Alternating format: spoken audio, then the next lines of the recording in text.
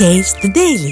தமிழக அரசு பள்ளிகளில் 75 மாணவர்களுக்கு ஒரு கழிவறை என்ற நிலை இருப்பது மத்திய அரசின் புள்ளி விவரங்கள் மூலம் தெரிய வந்துள்ளது.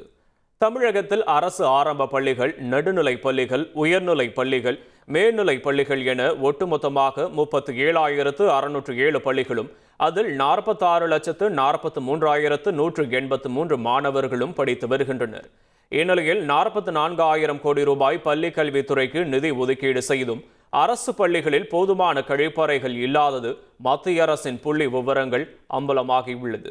தமிழகத்தில் 2022-23 ஆண்டில் அரசு பள்ளிகளில் மொத்தம் உள்ள 35,364 மாணவர்களுக்கான கழிவறைகளில் 2023-24 ஆண்டில் 35,331 மட்டுமே பயன்பாட்டில் உள்ளன என்றும் 33 கழிவறைகள் பயன்பாட்டில் இல்லை என்றும் தெரிவிக்கப்பட்டுள்ளது.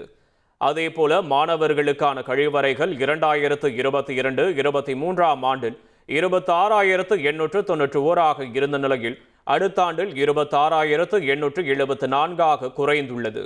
தற்போதைய நிலவரப்படி 75 மாணவர்களுக்கு ஒரு கழிவறை என்ற நிலையில் இருப்பதாகவும் தெரிவிக்கப்பட்டுள்ளது.